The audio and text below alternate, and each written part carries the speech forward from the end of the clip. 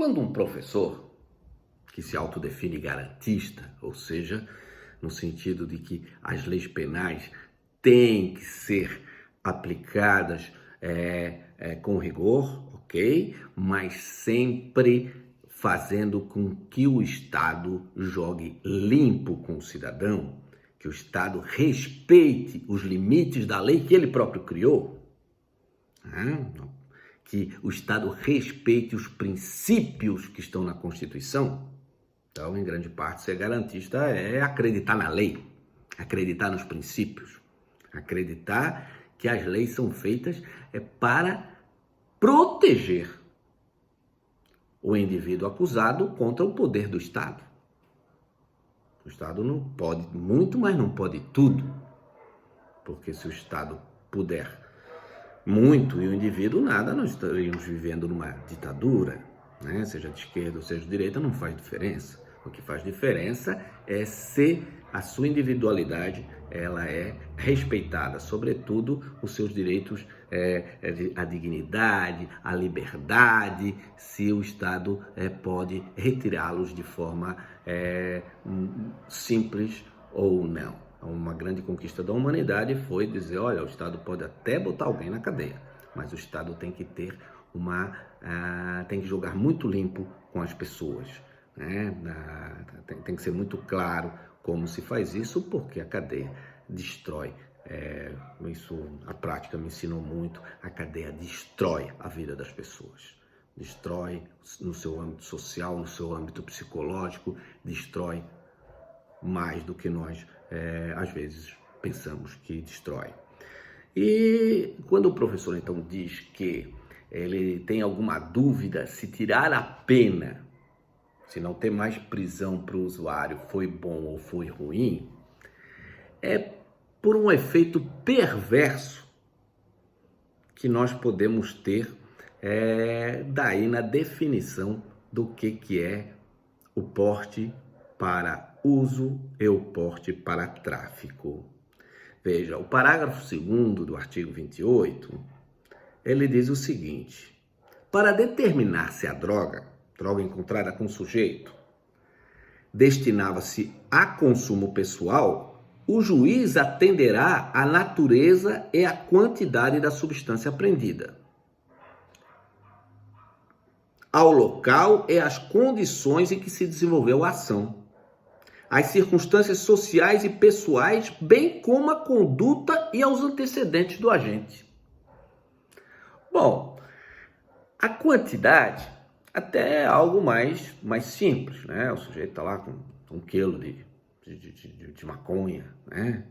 Com meio quilo de cocaína. É difícil ele dizer que aquilo é para ele passar o final de semana, passar a quarentena, né? Ainda que eu precisaria conhecer um pouco mais na prática para poder dizer quais são as quantidades absurdas, né? Isso aí eu estou com meio de ouvido, embora por enquanto eu tenho cumprido a lei, até às vezes acho que mais do que deveria, mas a lei, como diziam os romanos, a lei não é para convencer, a lei é para obedecer. Lex jubeat non suadex.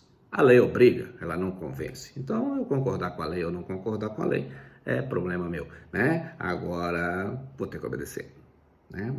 Então, tomara que as leis sejam parecidas com aquilo que a gente pensa. Então, veja, para determinar se a droga destinava-se ao consumo ou não, então o juiz atenderá à natureza ou à quantidade da substância apreendida. Já então a quantidade é um pouco simples. A natureza já é meio complicado, porque nós temos drogas mais leves e temos drogas mais pesadas, mas no final, se nós temos drogas mais pesadas, também deve ser para alguém consumir. Então o sujeito também pode estar com uma droga mais pesada para consumir, né? Ao local e às condições em que se desenvolveu a ação. Aí vem uma grande complicação, de caráter social, de caráter de injustiça. Porque o direito é claro, o direito penal lamentavelmente, o direito penal ele tem uma atração por pessoas mais pobres que é um negócio surpreendente. né? E tem uma grande tolerância por pessoas com maior poder aquisitivo, né? Sempre se diz, o Código Civil é para os ricos, o Código Penal é para os pobres.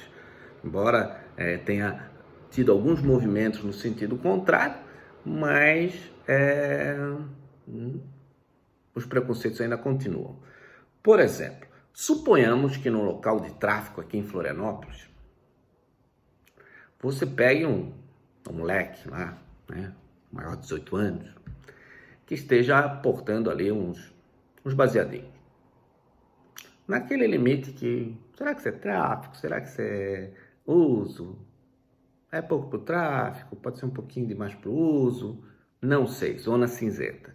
Bom, como a gente sempre se aprendeu no direito penal, in dubio pro réu, se a própria autoridade não tem certeza de para que aquilo se destinava, bom, aquilo se destinava para algo menos grave. Mas a lei fala que deve ser levada em consideração ao local e as condições em que se desenvolveu a ação. Isso significa que se for num bairro de tráfico, dificilmente vai se aceitar que aquilo era para uso.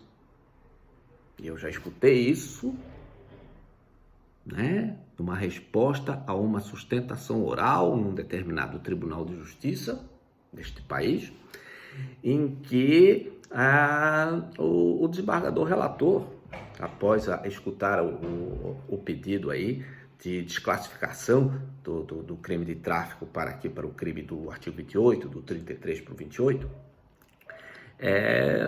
o juiz, no caso o juiz de segundo grau, desembargador, ele disse, não venha para cá dizer que lá não é tráfico, eu conheço muito bem aquela área de onde vem grande parte dos traficantes com os quais nós lidamos aqui.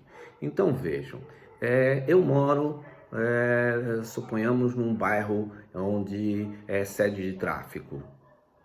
Eu não posso ser usuário? É porque os outros traficam à minha volta que essas considerações vão ser levadas em consideração? Isso é bastante complicado, gente. Isso é bastante complicado, isso é bastante desumano, porque fala também das condições sociais e pessoais.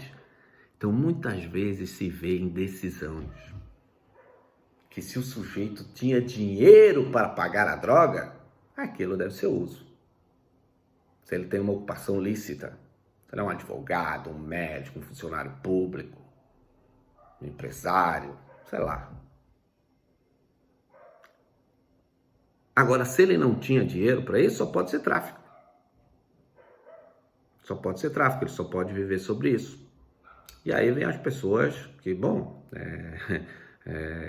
a mesma coisa, se eu ver uma pessoa vamos fazer uma analogia, eu vejo uma pessoa com um fardinho de cerveja, né, para atravessar a quarentena. Aí não bebam, meninos, não bebam, meninas, né? Eu não posso incentivar nada aqui, que senão o meu vídeo dá problema.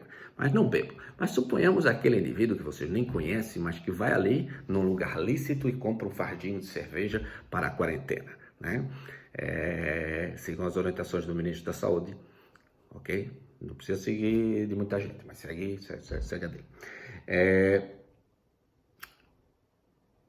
O fato de ter 12 cerveja e eu estar desempregado, significa primeiro que aquilo eu vou traficar cerveja? E depois o fato de eu estocar um pouquinho mais de cerveja também por si só indicaria que aquilo é para o comércio? Então, esse critério para ver onde é para o uso e onde vira mercancia, onde viraria tráfico, ele é muito etéreo e isso às vezes é ruim. Às vezes é ruim porque às vezes o funcionário, a autoridade policial lá na ponta também está na dúvida, mas é cansado de fazer TC e aquilo aparentemente não dá em nada, né? Na opinião dele, às vezes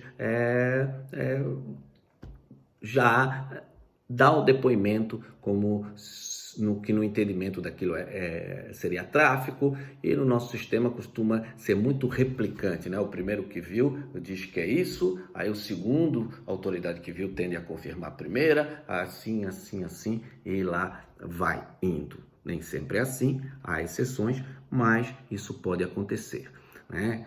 Então, nós deveríamos ter uma quantidade definida para separar tráfico de porte para consumo?